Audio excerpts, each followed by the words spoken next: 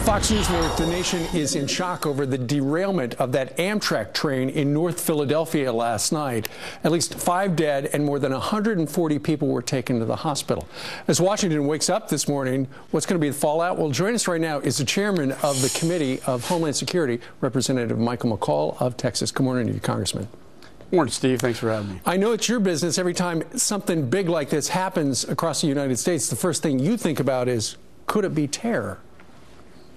Yeah, absolutely. I got a briefing this morning to all indicators point to the fact that it was probably not a terrorist event, but that's always a concern. We haven't completely ruled it out at this point in time. But, you know, passenger trains have been a target of al-Qaeda for quite some time, going back to the Spanish attack and the attack on the trains in the UK. And then the Zazi case on the New York subway several years ago. You know, it's hard to stop these kind of events on trains. We don't have the same level of screening and security that we would, say, on airline passenger planes. Absolutely. So it's a little different deal. Intelligence is very, very important to stop these kind of events. Right. And the other thing, I was actually on this train Sunday night, and I was struck by, where are the fences? You know, there's easy access. These are very vulnerable. If somebody wanted to put something on the tracks or do anything else, it's wide open. Well, you know, canines are probably the best detectors for bombs, so we do a pretty good job. I think TSA within Homeland Security screens for passenger bombs, which is what we're mainly concerned about.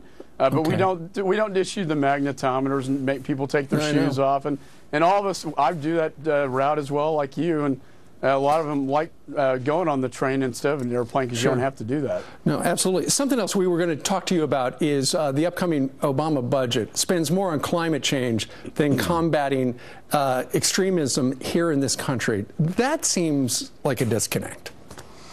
Well, yeah, you look at the event that happened in my home state in Garland, these homegrown radical events countering violent extremism. When you look at the president's proposed budget, he proposes over $200 million within the Department of Homeland Security for climate change measures, which I'm not sure what the relationship is there. And when you look at line item budget for countering these homegrown radical extremists, zero. It's unbelievable. Zero. And in fact, you know how many people in the department work on countering violent extremists? How many? 4. And this is a it's a very big vulnerability security gap. No kidding. All right. Congressman, thank you very much for getting up early and talking about the news of the day.